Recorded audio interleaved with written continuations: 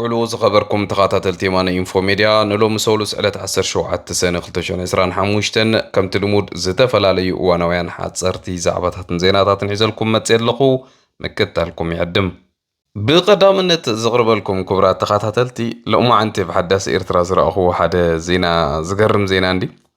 لو ايرتراس اب وعلى ود حرات هاجراتنا يسبعو مسلات تساتيفو زبل اب زينا حداث ايرترا وصيلو ኣብ ገጻት ትዊተር እውን ዝተፈላለየ ፖስታት ብፍላይቶም ካድረታት ናይ ህግደፍ ካብ የማነ ቻርሊ ጀሚርካ ዝበሃል ሙሳ ኣሮን ገለመለ ዝበሃሉ መዓት ኣለዉ ብቲ ትዊተር ዝፅሕፉ ብሶፊያ ተስፋ ማርያምን ሃብቶም ዘርኣይ ዝበሃል ኣብዚ ናይ ስዊዘርላንድ ቆንስል ሓላፊ ዘሎ ዝተመርሐ ኣብ ዋዕላ ሰብኣዊ መሰላት ተሳቲፎም ዝብል ርአ ብጣዕሚ ደንፂድኒ ኦፍኮርስ ስግደፍ ተደጋጋሚ ኣብዚ ዋዕላ ናይ ውድብ ሕብራት ሃገራት ይሳተፍ እንድዩ ቅድሚ ሕጂ ዝዝክርዎ ተኾንኩም በዚ ኣምባሳደር ተስፋ ሚካኤል ገራህቶ ዝበሃል እዚ ባትሪ ዝወድአት ራድዮ ዝጥዕም ሰብኣይ ብዙሕ ግዜ ይሳተፍ ነይሩ ብድሕሪኡ ግን በዓል ሶፊያ ተስፋ ማርያምን ከምዚኦም ዝበሉ ሰባት ንወኪሉ ኣብ ዋዕላ ሰብኣዊ መሰላት እንታይ ምዃኑ ዘይፈልጥ ስርዓት ሰብኣዊ መሰላት እንታይ ምዃኑ ዘይፍለጠላ ሃገር ኣብ ዋዕላ ሰብኣዊ መሰላት ተሳቲፋ ክትሰምዕ ከለኻ ብጣዕሚ ኢኻ ትግረም ኣብዚ ግን እቲ ዝረኣየኒ ጉድለት ናተይ ኣብ ዝሓለፈ እዋን ብወገን ተቓለስቲ ብፍላይ ብኤልሳ ጭሮም ከምኡውን ስሕት ኢሉ ካልኦት ኤርትራውያን ተቓለስቲ እውን ኣብኡ ይሳተፉ ነይሮም እዮም እዚ ከምዚ ዓይነት መድረኻት ግን ሰኣን ዲፕሎማሲ ዝተረፈ ነገር ዳ ኣሉ እምበር ኣብዚ ሕጂ እዋን እቲ ኣብ ናይ ተቓለስቲ ናይ ኤርትራውያን ሲ ፓወርፉል ዘሎ ሙቭመንት ወይ ከዓ ሓይሊ ዘለዎ ኣብ ሰዓት እዚ ብጥርናፈ ይኹን ብብዝሒ ይኹን ሓይሊ ዘለዎ ምንቅስቓስ ብርጌድና ሓመዱ እዩ እዚ ከምዚ ዓይነት ናይ ዲፕሎማሲ ስራሓት ካብ ሕጂ ንድሓር ክጅመር ክኽእል ኣለዎ ክስራሕ ክኽእል ኣለዎ ካብ ኣብ ንሕድሕድካ እንዳተቋየቕካ ትውዕል እዚኦም ኣብቲ ዋዕላ ውድብ ሕብራት ሃገራት ክገብርዎ ዝውዕሉ ብዙሕ ነገራት ንዑ ቻለንጅ ምግባር ነዚኦም እውን ከምቲ ቅድሚ ሕጂ በዓል ኤልሳ ጭሮም ብመጠኑ ዘባሳጭዎም ዝነበረ ኣብኡ ከይድካ ምብስጫዎም ምንቲ ሓቂ ዘሎ ብኤርትራ ምንጋርን እውን ስራሕና ክኸውን ይግብኦ እዚኦም ካብ ሕጂ ክንዳለወሎም ዘለና ዓበይቲ ናይ ዲፕሎማሲ ሃጓፋት ከም ዝኾኑ እውን ክርዳእና ክእል ኣለዎ ማለት እዩ ካብ ሕጂ ንድዓረ ዘብ ኤርትራ ዘሎ ስርዓት ውድቀቱ እንዳቃላጠፈ እዩ ምቕያሩ ናይ ተርፉን ረጅም ቼንጅ ዘይተርፍ ነገር እዚኣ ኣብ ማንም ነፍሲ ወከፍ ርእሲ ተቃላሳይ ክትህሉ ትክእል ኣለዋ ብዙሕ ይዘረብ ብዙሕ ገለ ይገበር ረጅም ቼንጅ ከም ዘሎ ብኤርትራ እዚኣ ክንኣምን ኣለና ግን ንረጅም ቼንጅ ዝኸውን ምድላዋት ክግበር ኣለዎ ከምዚ ዓይነት መድረኻት ናይ ሰብኣዊ መሰላት መድረኻት እቶም ገበነኛታት ነዚ ሰብኣዊ መሰል ዝረገፁ ዝፍረዱሉ እምበር ንሳቶም ተወኪሎም መፂኦም ዝዛረብሉ ክኸውን ኣይግባእን ካልእ ምስኡ ዝተተሓዘ ዜና ድማ ክቡራት ተኸታተልቲ ስርዓት ህግደፍ ኣብዚ ሰዓት እዚ ኣብ ቀርኒ ኣፍሪቃ ዓቕሉ ፀቢብዎ ዋላ እውን እቶም ምስኡ ዲፕሎማሲ ዘካይዱ ዝነበሩ ናይ ሱዳንን ናይ ግብፅን ከምኡውን ናይ ሶማልያን መንግስታት ዳርጋ ኣብ ከቢድ ዝኾነ ቅልውላው ኣትየምሎም ዘለዎ እዋን ናብ ኢጋድ ተመሊሱ ምስ ኢትዮጵያ ዘሎ ኩነታት ንኸተዓርቆ ብውሽጢ ይሰርሕ ከም ዘሎ ዝተፈላለዩ ማዕከናት ዜና ክገልጹ ቀኒዮም ኣለዉ ብሕቡእ ማለት እዩ እስትሪዎ ዘለኹም ድማ መቐፀልታናቱ ሎማዓንቲ እቲ ኣብ ኣዲስ ኣበባ ዘሎ ኣምባሳደር ናይ ኤርትራ ቢንያም ገለ ዝበሃል መንእሰይ ምስቲ ናይ ኢጋድ ዘሎ መራሒ ጅቡታዊ ማለት እዩ ሙዙእ ተራኺቡ ዘትዩ ዝብል ኣብ ማዕከናት ዜና እውን ተዘርጊሑ ኣሎ እዚ ማለት ኤርትራ ኣባል ናይ ኢጋድ ኣይኮነትን ኢጋድ ካብ ትገድፎ ነዊሓ ጌራ ንኢጋድ እውን ከም ሓደ ጥርኑፍ ኣካል እውን ኣይትሪእዮን ኣብ ልዕሊ ኢጋድ ብዙሕ ግዜ ኣዝዩ ንዕቐት ዝተሓወሶ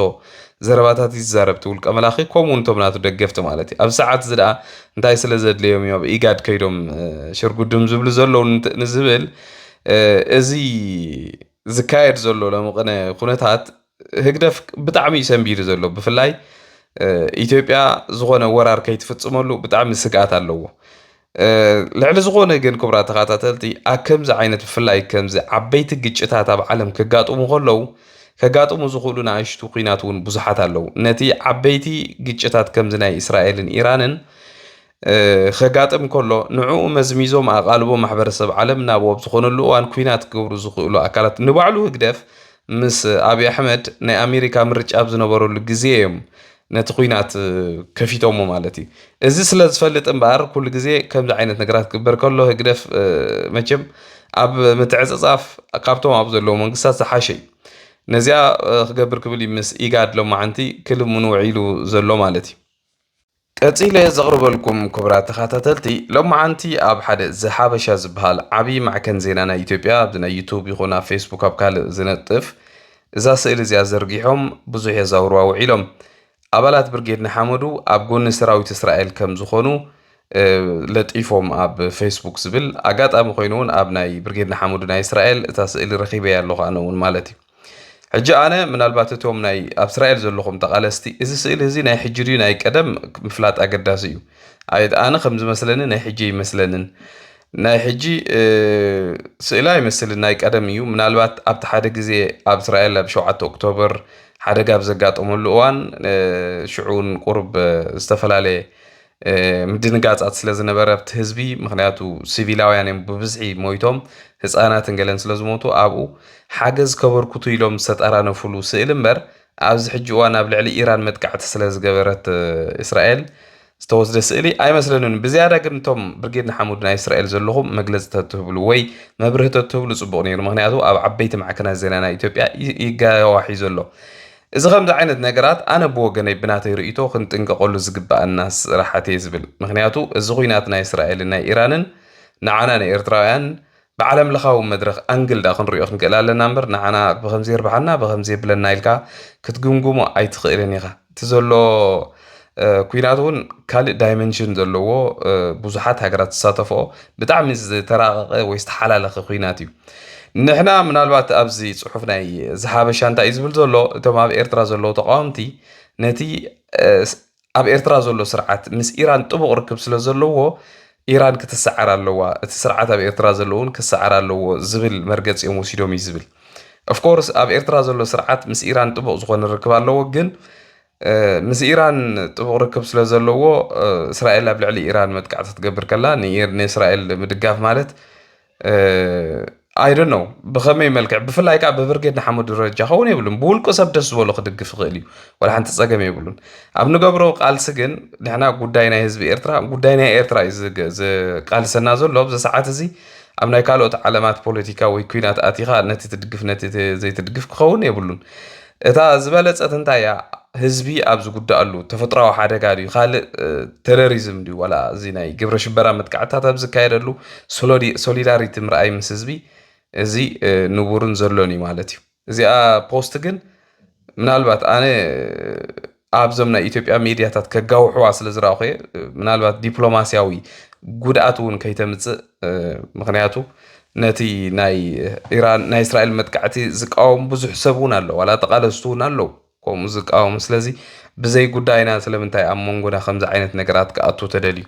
زبل سكفتا سلز لاني انتها معكنا زينة إثيوبيا تزور زلا زينة بمقبرة ملسخوها بلا الوايلة سلز أمني كالي زغربو لكم دما خبرات تخاتاتلتي ازي تريو زلوكم حمام زي امبوكس بهال بناي اهباي زي محلالف حمام اب كبابي ما اكلاي افريكا اب قل هاقرات ابز حالف اوان ترأيو ازيو حدا قنيا زغون حمامي ብዙ አይተላብዕ ነይሩ ኣብዚ ሕጂ ሰዓት ግን ኣብ ኣዲስ ኣበባ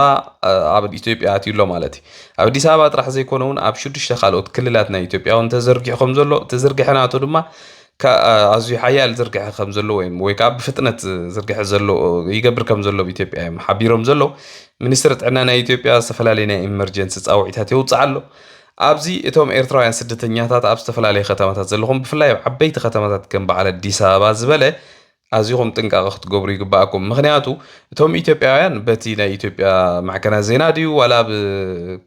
I don't know ببوستا ديو بخالق حبريتا خوها بمخولي توم إيرترايان زلهم جن حبريتا زي كتروخو بتخوليهم سلازي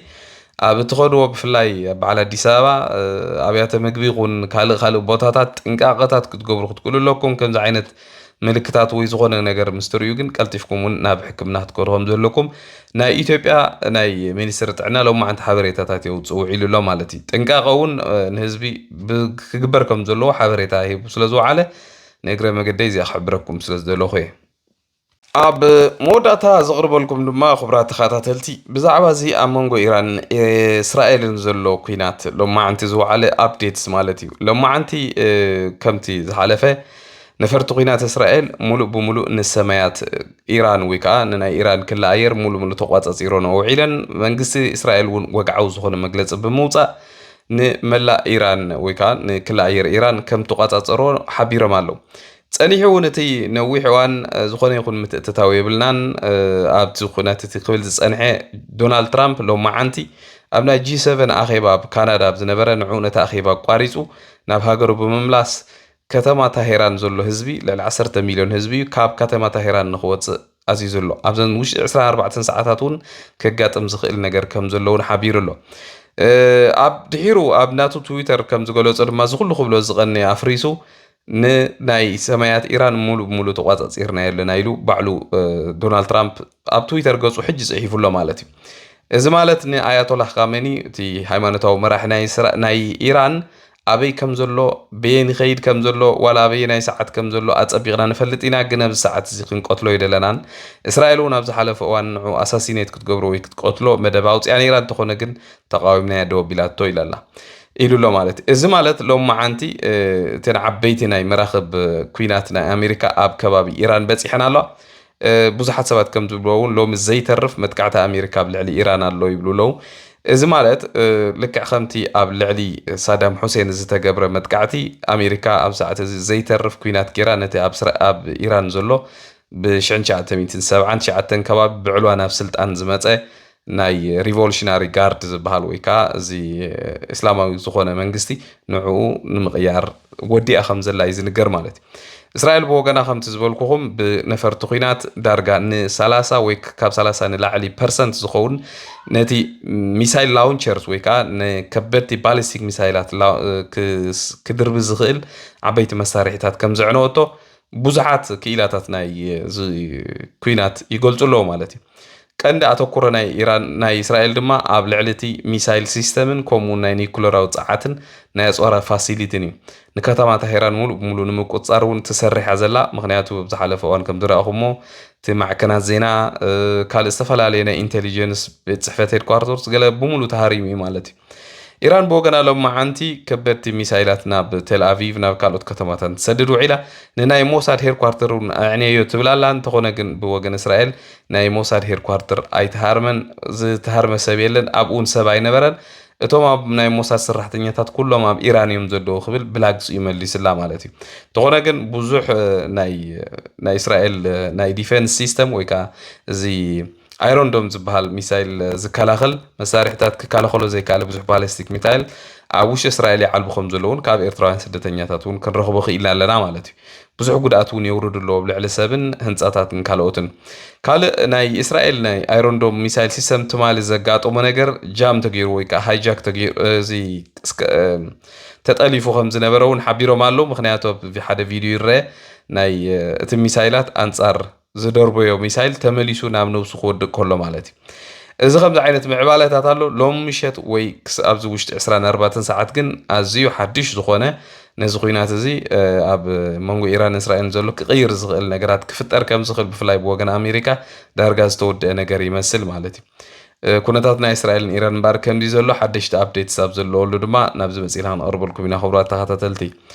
እምበር ከስ خبركم سمعتي نلومي ناي مشت أدالي لكم زنبركو حصرت مدبات نزيوم زمسلو أبزغت زلزلو مدبنا خصاب نراغب دحنا مسيو